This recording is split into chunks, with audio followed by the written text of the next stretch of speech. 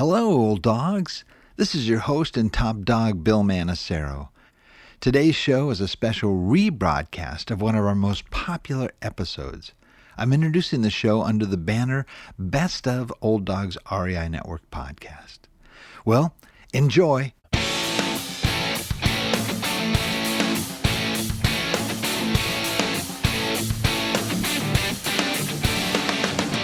Welcome to the Old Dogs REI Network, where cash flow is king. Real estate investing, the means, so you can enjoy your retirement dreams. This is the show where we cut right to the chase. No sales pitch, no long monologues, just simple how-to real estate investing advice, so you can earn the passive income you need to enjoy your retirement today. And now, your host and chief old dog, Bill Manassero. Hello, old dogs.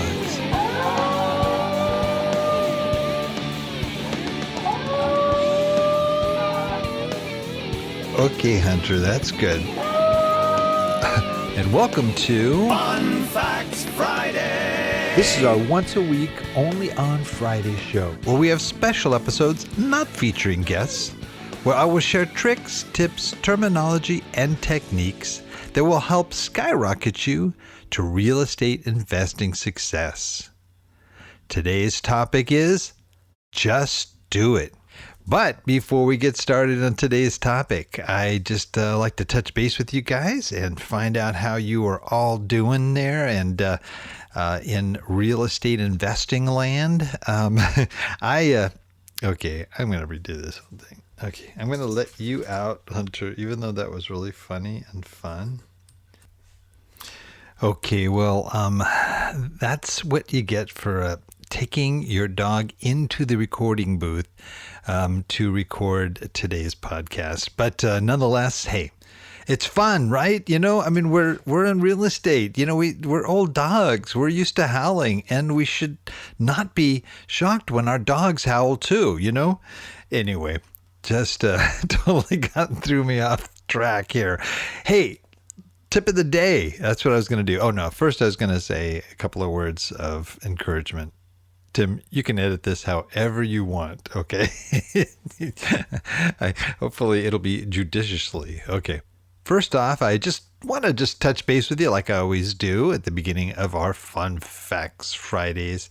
And just hopefully you're doing really great. I mean, this has been I know it's been a challenging year for a lot of folks. There aren't as many deals, at least in the multifamily space, as there have been in previous years.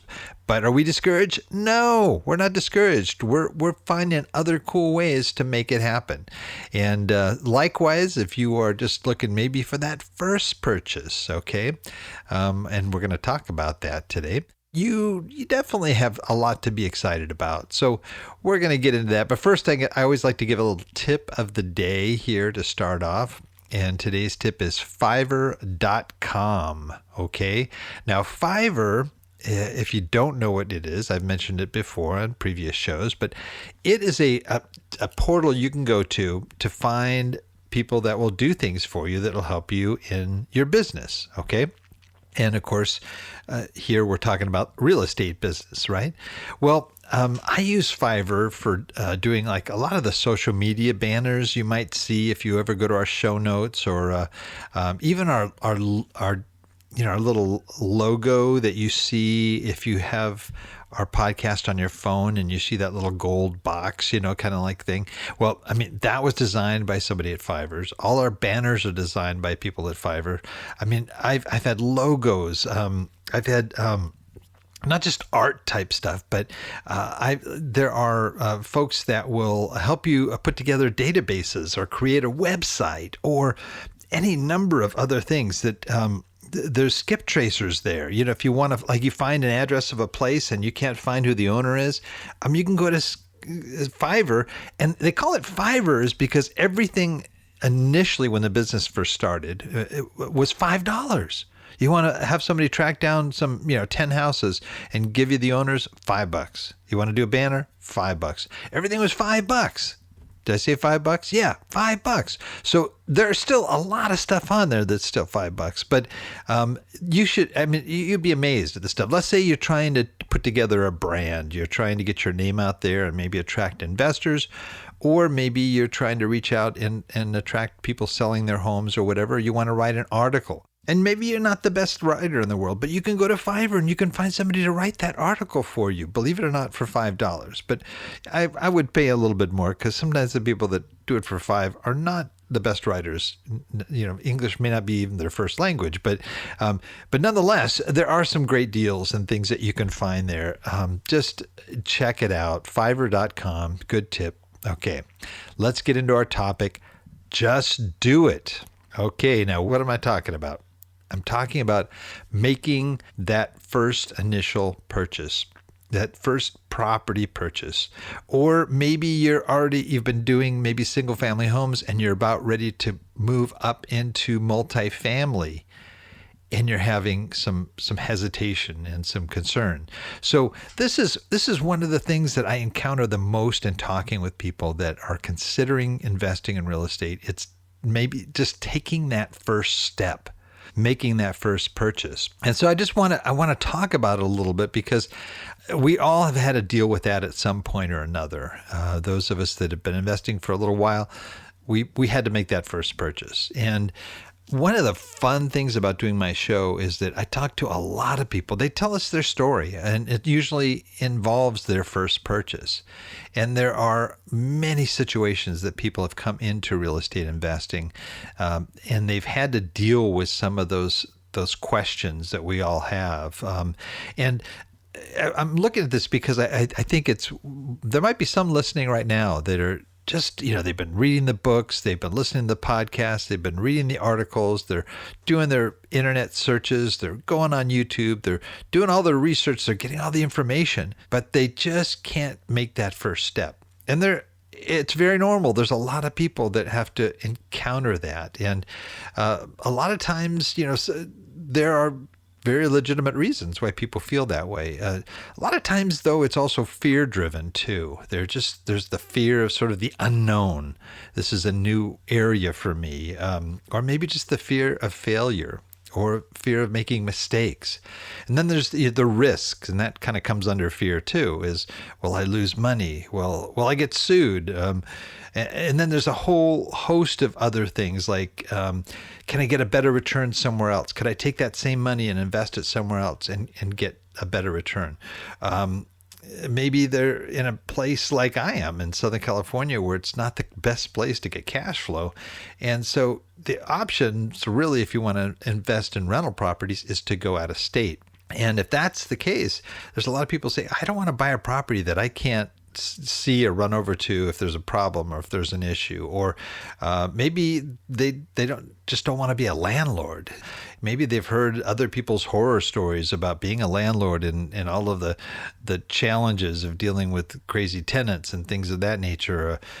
Or maybe it's just a matter of waiting for the perfect deal. This is when I get stuck up in all the time because I want to make sure it's the right deal, but you can do that forever, and either it's going to be the right deal or you walk away and you go to another one. But you need to be able to at one point zero in on what that deal is going to be, that first deal. Sometimes people feel it's a lack of experience, and even though they may have done a lot of research and read a lot of books, they don't feel they know enough yet to really be a good investor. Or maybe they're concerned about property values going down and an upcoming recession, or maybe they don't think they can find any deals, or maybe they've tried and they haven't had much luck, and they're thinking, oh man, this is going to be tougher than I thought, or maybe they're thinking, well, do I even know the difference between a good deal and a bad deal? Or maybe they've been trying to find a mentor and they haven't found a mentor yet, and so that's a reason for not getting started. Those are just kind of specific reasons why people might not, but there's sort of common what I call barriers to entry, and we've done some episodes on these, and I'm going to have links in here too, lots of links that I think will help you if you're exploring this and trying to figure out maybe why you're not moving forward. Some of the common ones are, I don't have the money, and I have an episode 194 where I go into that specifically. But a lot of the people that we have on our show started off with no money. And there are just some great stories about how people got creative and were able to either bring in partners or do seller financing or many other things to address that issue. But I have a whole episode on that. Another common barrier to entry is I don't have the time. I'm just too busy. I'm working full time. I don't know where I can carve out. I'm already working, 60 hours a week. I don't know where I can carve out the time. And I have another episode, number 228, that I'll have a link for you that you'll be able to access and look at some of the time and how you can find more time, even when you think you don't have any time. And then there's, I'd mentioned, I don't have the knowledge, I don't have the confidence, or I'm just plain scared. Those are some of the common things that kind of face us as we all look at this step into real estate investing. I could give you sort of a ton of real life stories, just from the people that I've met and talked to, both on the air and off the air, people that have shared with me how they got into real estate investing and how they overcame their fears and excuses and who started in some cases with absolutely nothing and grew their real estate business into a multi-million-dollar business enterprise, a cash flowing machine, so to speak. Well, I'm going to share with you my story, and I'm sure those of you that listen are pretty familiar with that, but and I share it. I share the good, the bad, and the ugly on this show. And when I first even considered, I wasn't even looking at real estate investing. In fact, it's what happened is I got a check and I was figuring out what to do with that check. And I had received this unexpected inheritance check. And so you could probably check off the issue is I don't have the money, because I did have the money. I had some money to invest, not a lot, but enough to get started in real estate investing.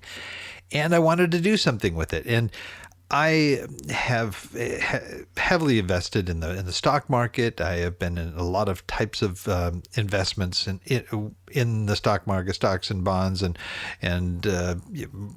all types of investments. But part of my fear at that time, and that the market was kind of going up and down and was really inconsistent, and I was concerned about putting more into the market when I was already nervous about the funds that I did have in. And so I started looking at other options, and I looked at everything: gold, Bitcoin, things like that, all these different options. And I finally thought, well, I know a lot of guys that are investing in real estate that do very well. And I thought, maybe I'll just do that. So I started doing my research, and I started, reading books and going online and looking at YouTube and listening to podcasts. I guess you could look at a podcast, but you wouldn't really see much. But anyway, so I was, just kind of going through the steps and learning about it to see if that might be a viable alternative investment for me. And I thought, well, that's good. It's good to diversify. And I have money in gold. I have money in, the stocks. So this would be nice, a nice little diversification thing. But I didn't want to really do any work. I just want to invest. This is where I kind of, I started to look at it just like I would any other investment. So when I would consider buying a different stock, I would usually research it. I'd get information on the company. I'd get information on the management. I do, just your basic sort of due diligence to, invest in a new stock or new company. And I do the same thing if I'm evaluating an index fund or a mutual fund. You look at all the various factors that could affect that and look at the history of that and so forth, and you before you invest. And so I'm kind of looking at this as just another investment. And I think that was probably why it didn't take me as long as it might take for other people, because I don't know if I just wasn't smart enough that I didn't realize that it was different than the other investments, or it's just kind of that thing where I was the more I read, the more excited I got about it. And I said, okay, this sounds good. And I wasn't kind of over examining it. I just said, this is an investment. And then I found out about turnkey properties, and I thought, oh, this is great. Now I don't have to worry about doing any work. Okay. Well, I definitely got education later on that particular area, but I found turnkey properties. And so I, looked at markets. And as I was reading, I realized it was important to find a market that was growing and was a good place to invest. And I found a couple of markets that I thought were good, and they were Memphis and Atlanta. And I found a turnkey property company that was in those areas. And I went in and started going through their portfolio of different properties that they had, and I looked at all the numbers and everything, and I found some properties that I thought I'd like, but I wasn't going to commit to it until I saw the property. So of course at that time I was living in Haiti, and so I basically had to hop on a plane from Port-au-Prince to first Atlanta, and then after that Memphis. And in maybe 4 days, I'd found the properties. I'd looked at all the different ones that I was interested in. I selected 3, and that was one duplex and 2 single-family properties. And I hopped on the plane and I flew home. And then the next month, I'm getting income checks. I'm getting checks from this, and I'm going, well, not literally checks. It was wired into my account because I was in Haiti, and the mail's not that great. But anyway, I was getting this regular income, and I'm going, well, that was easy. That was great, And I didn't really think about it other than this is another investment. But man, I'm making more on these investments than I am in the stock market right now. That's when I started getting, thinking about it. Well, maybe I could do more of this, because as I was getting older, I was looking at moving back to the States, and I wasn't sure what I was going to do. And as I had these properties and they're producing for me, I'm going, well, maybe I could just get a lot more of those properties. That'd be kind of fun, and just kind of grow this portfolio. And, and then that would help us in our retirement years. It would also help in, for the future and something maybe I could even hand down to my kids. So that was my first just do it experience. And I literally just hopped on a plane and did it. I didn't really think a lot about it. I mean, I'd been doing my research, but I didn't do as much as I probably should have, especially in the area of turnkeys. And I do have episodes on turnkeys, so you can go to our website and punch in turnkey, and you'll get my feedback on that. I don't think that they're all bad by any means. I just think that you have to be really, really cautious, and you really have to do your due diligence there too. Okay, so after all that there, what I think is a good idea, and this kind of happened after I got involved, is and I sort of learned some of the not so good stuff and the good stuff too. And I came up with a podcast, 006, and that's how to get started in real estate investing. And then I talk about the steps, and I've talked about that in multiple episodes as well, about getting educated, finding a mentor, writing a plan, which we just talked about last week, and all the steps that really will ensure that you're making the right decisions.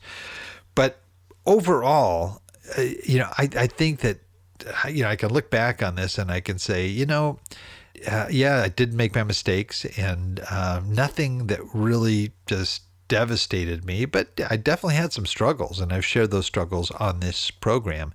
But overall, I'm really glad that I did get into it, because I went in there and I bought these properties in cash. I was able to as they grew in equity, I was able to draw equity. And since they already bought them in cash, they had tons of equity, but I was able to pull some of that equity out to buy multifamily properties and to move in the direction that I'm moving now, right? And so I don't regret having done it, in other words, is what I'm saying. And for those of you that are kind of battling fears or doubts, or maybe you're wrapped up in analysis paralysis, or you might want to just stop for a second and start looking at the positive things. Stop looking at the negative things. Start looking at the positive things, because that was what attracted me to real estate. Is I saw, man, this is really neat. This is a really steady cash flow investment. There's all these other benefits. So what I'm going to zero in on right now is some of that positive. If you've got maybe a spouse that's negative about it, or maybe you want to bring into the room or whatever to listen to this podcast, these are some things that really to this day, I just feel very strong about, that are very positive and that attracted me to real estate and continue to motivate me and keep me moving forward. And I think if some folks that were struggling were looking more at the positives, they would be more motivated to want to move. And this is really what helped me to move forward. So I'm going to present here 14 reasons why real estate investing is great for retirement. And I think that these are just some of them. I think you could make a list a lot longer than this, but these are some of the key ones for me. And again, I looked at it in relation to retirement. Why did I want to do this for my retirement? Okay, because the last thing I wanted, for example, was another job. I wanted something that would be passive income. So that's, number one, you don't have to work full time. Okay, it's one of those things where you can set your own hours any way you want.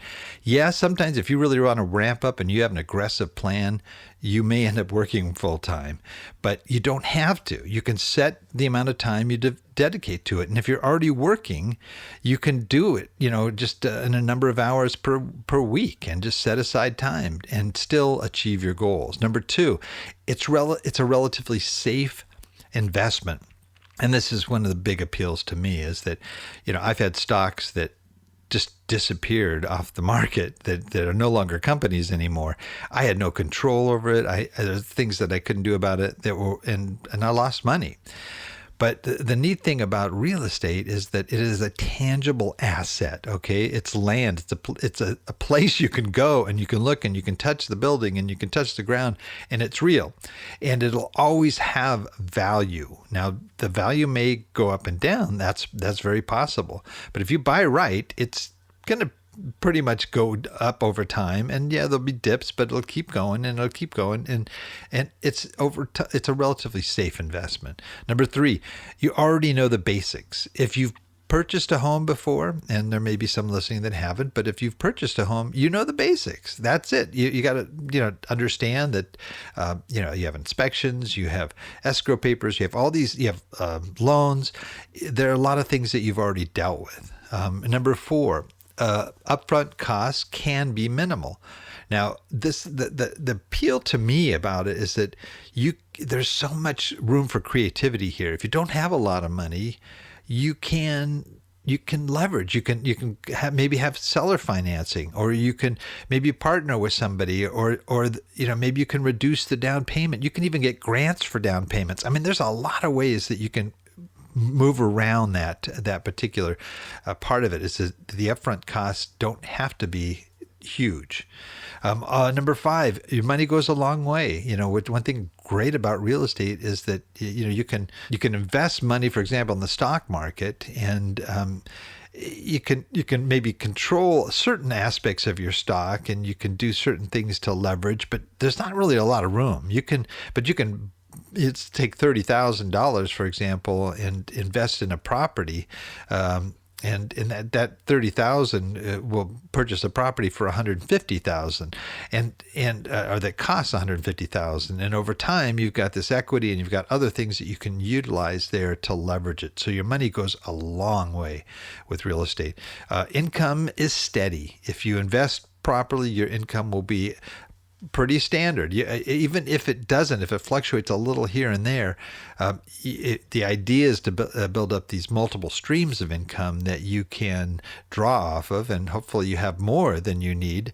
And if you have some vacancies, it'll drop down a little bit, but you'll still be okay. Number seven, you can give yourself a raise. I mean, this is great. You don't have a job, but it's kind of like a job in that, hey, I can increase my rents. If my rents go up, then my cash flow is going to increase too. So you literally are giving yourself a raise. Number eight, you get bonuses. What are the bonuses? The bonuses are when the property is sold, or maybe you want to do a cash out refi. You can tap into the equity, okay? And the equity is part of that bonus that really just boosts up and is something that you can really leverage. If you syndicate, for example, there's acquisition fees. There's other bonuses there that are involved. So it depends on what you're doing. Number 9, tax advantages. I mean, one of the biggest benefits is that you have these tax benefits and all kinds of write-offs that you can come up with, everything from depreciation to expense deductions, interest paid on your mortgage, and so forth. And then if you have to, let's say, for example, you want to let's say buy another property, you could do a 1031 exchange and not have to pay anything in capital gains. But that's another one here. Okay, but number 10, you can work from home. That's right. You can set up your own little desk or your laptop on the kitchen table and do what you got to do. And you can arrange your time any way you want. Your time is however you want to do it. So makes it really simple to do, to operate. As I mentioned, you can avoid capital gains if you're selling a property. You can use it, for example, as I mentioned, the 1031 exchange. Also, in like in the stock market, a long-term capital gain is like 15 to 20%, depending on your income. And in real estate, capital gain is untaxed for the first 500,000. A husband and a wife can get, let's say, a 250,000 exemption. As I mentioned, the 1031 exchange as well, where you can just keep deferring those capital gains indefinitely. So that's fantastic. Number 12, you can be the bank. Once you start generating a lot of cash, you can also be a resource for other investors. So now you can take some of your cash and your profits and invest in others' projects and be able to draw income from the interest that's being charged. So that's also another benefit. Number 13, politicians love real estate. Why? I have no idea. But we know, that there are ways, that there are all kinds of things available. Not only are the tax laws beneficial for investors, but financing. There's some great mortgage lenders out there that encourage you to provide loans with 0 to 3% down, like an FHA loan. They even have an FHA loan, 230K loan, where you can not only borrow for the purchase of the house, but borrow for your repairs and rehab costs. I mean, it's crazy. There's so many, and Fannie and Freddie have all kinds of different options out there. And finally, number 14, you can leave a legacy. And this is one of the wonderful things about it, is that you can generate all this income and to be able to take vacations and do fun things and what have you, but in the long run, when you leave, you can leave something behind for your children. And if you can teach them the business, even instead of just selling off all your properties and getting the benefits, they could perpetuate and maybe do things that they only dreamed of doing before. That maybe they have a love for something that they're not 100% sure they're going to get income on. Maybe they want to be an artist or whatever, and they just don't. They don't think that they could do that dream because it doesn't produce a income on a regular basis. But yeah, if they take on one of your properties, that could be their income, so that they could do some of their dreams too.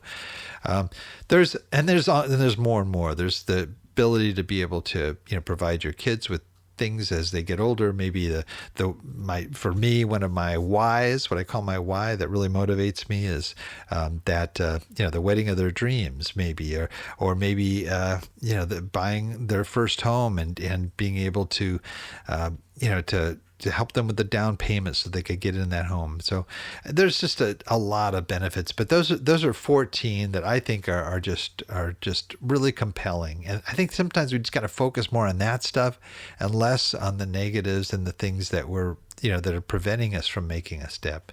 I mean, if you're looking to fill the gap, especially in your retirement budget, you can get a great return on your investment. You also, can generate a steady passive cash flow on a regular basis. It'll increase your net worth. You've got the legacy for your children and grandchildren. It's tough to beat as an investment. Now, how do you move forward if you're still frozen up and it's just real hard for you to make that decision? I think there are some legitimate fears, and you need to be aware of those. You need to be wise and a good steward of your funds. I mean, there's no question about that. But once you've done the research and you've understand what's going on, yeah, I think putting together a plan, getting a mentor, things like that will help you to prevent making real serious mistakes. You're always going to make mistakes. I mean, this is one of those businesses where we all have made mistakes and we learn from them, and that's fine, and I look forward to being able to grow as I move forward. But the idea is just to reduce the ratio of risk by education and by having some sort of a mentor or someone you can talk to and to ask questions of to make it that much better for you. So that is it for today. I hope that was helpful for you. I really believe that if you just take action, and again, keep your mind focused on moving forward, even if you hit some rough bumps in the road here, the rest will fall in place and you'll do just fine. Please note, Old Dog listeners, I'm going to try to put as many links in here as I can for shows that I think will be helpful to support this idea, and some that from some of our guests that have started from meager means and have just grown amazing enterprises. So just look for the episode entitled Just Do It. So until next time, remember, cash flow is king and real estate investing the means. Thanks again for listening. And may God bless. Thank you very much for visiting the Old Dogs REI Network. We would greatly appreciate if you would stop by iTunes and let us know what you think of the show. We would love if you could subscribe to the podcast, give us a 5-star rating, and write a review. The more ratings and reviews we receive, the more visible the podcast will be to others. Thank you.